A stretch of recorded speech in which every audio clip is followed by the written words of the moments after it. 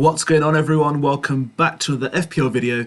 My name is Mo, and today I'll be going through my team selection for Game Week 13. We'll also be reviewing how I did in Game Week 12, what kind of transfer targets I have in mind, what my plan is in the long term, in the short term, or even the medium term. We'll go through all of that today and discuss some key questions too. But before we get into all that, if you guys haven't liked the video so far, please give us a like on the video. And also, if you haven't subscribed to FPL INKLING, this is the best time to hit that subscribe button and join the FPL INKLING family. So let's get stuck in and review how I did in Game Week 12. So I got 70 points, which is above the average of 57 for the game week. The highest score for the game was 135 points.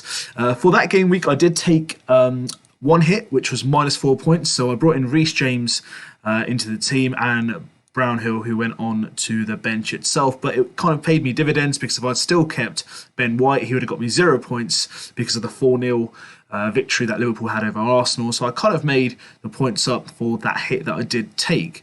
So hopefully that will serve me in the long run as well. But overall, pretty satisfied with how I've done. If I look at my performance for over the last 2 game weeks, I was around 2.9 mil in Game Week 11. The start of it, so game week 11 went by, I went to around 2.1 mil, and then last game week, which was game week 12, which is this game week, I've hit a rank of 1.928 mil, which is again not where I wanted to be in game week 12, start of game week 13, but I'm on the right trend now. I've got my team exactly where I want it to be, and fingers crossed, now is the kind of crunch time to make sure I have a solid bench along with the team that I do pick to ensure that the games that are coming thick and fast, I can cover the players off my bench as well. So I'm giving you an example. So game week 13 will happen on the weekend, and then game week 14 is literally 48 hours. So it starts on Tuesday again. So there will be players like, maybe Rhys James, Cancelo, Trent, maybe Vardy, Antonio, who will be rested in one of the games. So we have to be careful to ensure that when we do select our players now, we do not only invest the players into the 11 players that we have on our outfield, but also on the bench as well, to make sure that if anyone is substituted or rested, then there is someone to come on from the bench to get us some points in the kind of like that game week as well to cover it. But let's review how I did in game week 12. So starting from the goalkeeper, Edison. Back-to-back clean sheets for me. So after the 4 game weeks I've had him in terms of the Triple City defence, I've got 2 clean sheets back-to-back. Again, it was a kind of a real solid performance by City at home against Everton. Everton solidly looked toothless, to be fair. City was solid at the back. Cancelo got me another assist and 3 bonus points along with the clean sheet, so 12 points. A bit disappointed that Diaz got arrested, but that's only his second game, but that will happen with players as we go along. Now, there will be key points we'll discuss around Diaz. I'm still going to stick to my Triple City plan, which the answer to that is yes. I'm not benching or dropping Diaz based on one kind of like game being benched. That can happen. I did have Livramento who did start for me for that game because I did believe that they could keep a clean sheet against Norwich. But overall, Rafinha being ill, we're not sure if it's COVID as well. So my team did have 2 players from the bench that did come on indeed to make up my 11 players. But overall, I'm pretty satisfied with how I did. Livramento's a shame he didn't keep a clean sheet, but we'll look forward and see how Southampton continue their good run. But in terms of City, I'm still going to persist with the Triple City defence, including goalkeeper. Overall, I'm pretty satisfied with how they're doing. Laporte came in. Also, we had, I think it was John Stones who was in the back with him. So they did well, kept a clean sheet. But I think Diaz moving forward, obviously with the kind of League Cups, Champions League, there will be rotation. But I still persist with him because I think he will probably play the most minutes out of all the defenders. So we discussed Livramento. Unfortunately, didn't get a clean sheet and also conceded goals as well. Pukki scored literally within like 7 minutes, and I thought, you know what, that's it, that's my clean sheet gone. But unfortunate, not to worry, he's still a good player to have in your ranks, and Southampton have performed well as the season is progressing. Rhys James, well, what can I say? I think he's the best wing back at the moment, along with Trent, Alexandra, Arnold in Premier League at the moment. it's phenomenal. I think he's got like 8 goals in terms of like, contributions in the last 8 games he's played, which is absolutely ridiculous. And I don't intend to kind of like take him out at all. Yeah, there will be rotation obviously during the busy period, but that's why I'll make sure I have a strong bench to ensure that the games he doesn't feature in, he does come in and play. The guy literally could have had a few more assists and points for the week.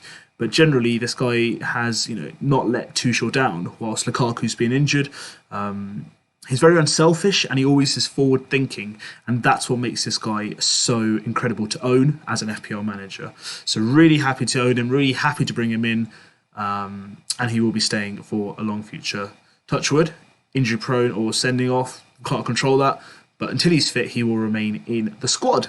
And then Trent Alexandra-Arnold, another double-digit haul for him, 15 points, massively. 2 assists, a great free kick for Mane to head in, and then a great setup for Minamino in the second half. So 15 points for him, clean sheet as well. Man of the match bonus points included as well. So 15 points. So overall, my defence did actually pretty well off my score. So they actually contributed a large chunk of it, considering how bad the forward line has done. Once again, Salah did disappoint as a captain, 16 points. Mane unselfishly put him through, and this guy is absolutely incredible. He's going strength to strength. Do I intend to change his captaincy at the moment? Probably not, because the next 5 fixtures do look decent, but that doesn't mean I'm just going to pick and forget Salah for the rest of the season. There will be occasions where if I feel someone's got a better fixture or a better form, at that moment in time, I will change the captaincy. However, pretty satisfied with how he's done, 16 points, and I'll take that as a captain as well. Zaha, disappointingly 1 point only, considering Palace scored 3. I definitely thought he would have got at least 1 contribution to a goal or an assist. But not to worry, Gallagher, again, played really well. They've got Benteke, who's doing really well in the game as well. But I think Zaha, for me, will stay. I've got returns from him in the last 2 out of the 3 games that I've owned him. And I think he's done really well. Unfortunately, he didn't get an assist at all or a goal, but I think I will persist with him. Palace don't have too many difficult fixtures. It's a bit of a mixture, to be fair, so I am hoping over the busy period that he goes on a good run and gets me some good points. He's like a differential as well for me because he's quite lowly owned, so if he does do well, it's a good player for me to own in the meantime. And then Brownhill came in, as I mentioned, for Rafinha, who's suffering from injury, got me 2 points, and this is what I really kind of wanted to ensure, that on my bench I do have players who do get, the week in, week out points off the bench. So I don't want to invest too much on the bench because I want to make my starting 11 the strongest, but I also want to take advantage that if someone is benched or ill or not fit enough to play during that game or rotated, then someone like Brownhill can come on and give me those 2 points. Like, it would have been 68 points otherwise, but that 2 points makes it 70 and it feels a lot better psychologically that I've done this game week. So that was my midfield. And now moving to the forward line, again, not much to write about. If we talk about Vardy, last 4 games, hasn't got me a return. Antonio and Wilson, no returns in the last 3. Vardy had a chance, a header, glazed, kind of like, just glanced it over the bar. Antonio, again, didn't look that great, didn't really have any outstanding, out and out opportunities. And Wilson got me a point as well. St. Maximin got those points. Even though they scored 3 goals, he still didn't get a contribution. So Zaha and Wilson, for me, I was seeing goals go in for both teams and neither of them contributing. I mean, if someone said that to me before the game week started, that both Palace and Newcastle will score 3 goals and Zaha and Wilson both won't contribute to either of those 6 goals, I probably would have been quite surprised. But it's happened and I just have to accept it, to be fair. There will be opportunities where these guys will come good, but I just have to keep faith with them. Will I be looking to move away from Antonio at the moment? Potentially not. I think I'll stick with him for now. That would not to say that I won't move away from him, but Jimenez, I'm not too sure I really like to own him. The ownership is still quite high for Antonio. I know the fixtures in the next 5 game weeks are tough, but the good fixtures will come along as well. So I think because they've qualified for the Europa League as well, so he might get rested there, so you'll get a bit more game time over the Premier League games. But that's overall the performance for Game Week 12. How do I feel? I feel content. I feel happy that I've got up 1 million in rank over the last 2 game weeks, and I've only taken 1 hit during that time. So things are on the up, looking good, and let's get into now what my team will look like for Game Week 13. Right, so this is what the squad looks like. So at the back, Edison will continue. Now I have obviously Diaz and Cancelo still in my defence. Playing West Ham, they're playing at home. Now, Antonio is going to be playing for me as well, so it's a bit of a catch-22 situation. So if I do, obviously I would like to keep a clean sheet because I'd get more of a return from Manchester City. But if I look on my bench, Gilmour against Wolverhampton, do I really want to play him over Antonio? Not really. Brownhill against Tottenham, not really. And Livramento against Liverpool at Anfield, not at all. So I'm pretty much going to leave Antonio in there, but I'm going to hope for a Man City clean sheet, because again, if I can get those 18 to 20 points from those three players, it does set me up really well for the game week itself. Diaz, I'm not jumping the gun, I'm not transferring him out. There's over, I think, 100,000 managers already at the time of this recording have transferred him out, so it's kind of good for me that the ownership does go down. If he does get benched a bit more as the games go on, I may look at alternatives, but for now, I think he's pretty much nailed on to play most of the games, so I'm pretty content and he will remain in my squad. Cancelo, what can I say? Consistent, Mr. Consistent in all competitions, Champions League, Premier League. The guy's just scoring and assisting, at his will.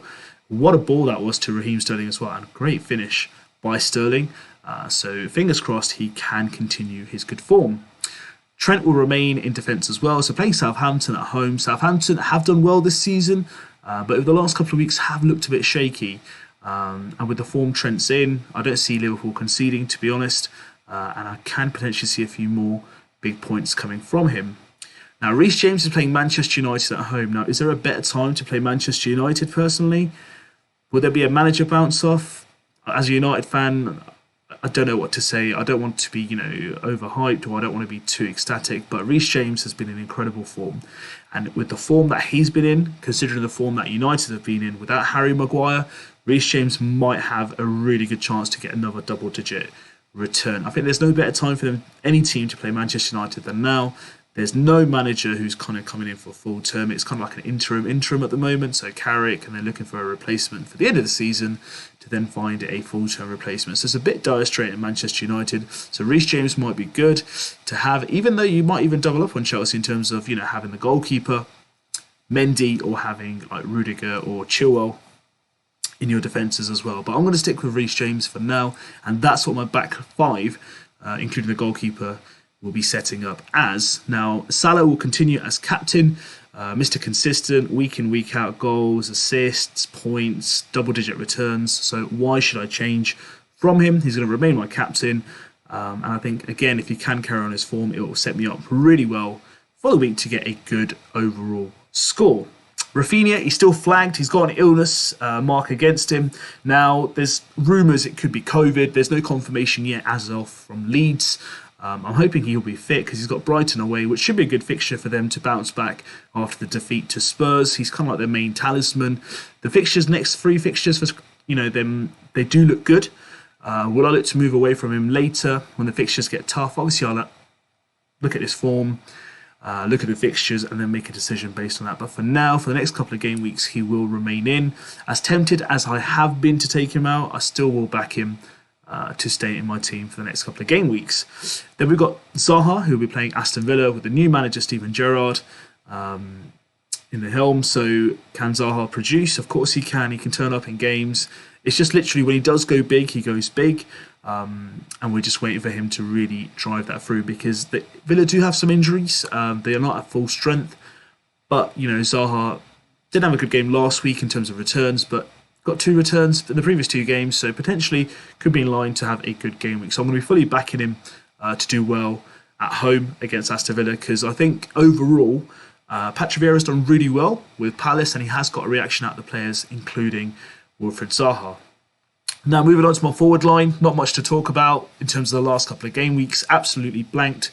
No goals from either of them over the last 3 game weeks, and Vardy 4 games without a goal or an assist. So let's go through who we have. So Wilson, I'm still persisting with him.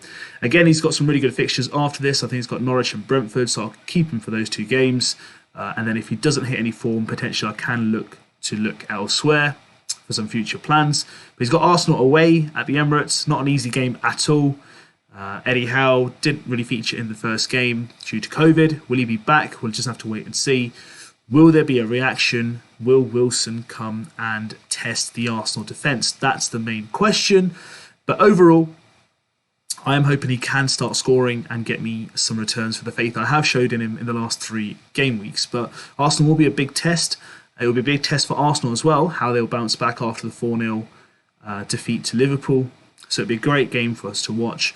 And Wilson, if I always say if Newcastle are going to score, it did go wrong in terms of this terminology last game week. If they are going to score, then Wilson is going to be kind of like the main talisman involved to make sure that they can really take advantage of any opportunities they do have to score. Jamie Vardy. Now, a lot of managers are moving away from him, training up their team, but for me, I'm going to persist with him. Look, he's had a dry patch. We're known, he's known for that in the FPL game. I'm just going to wait for the good times. He will come back. He will score, and I will persist with him. They got Watford at home, high after. They're on a high morale after beating Manchester United, and Chelsea beat Leicester last week. So will we see a reaction from Leicester? I think so.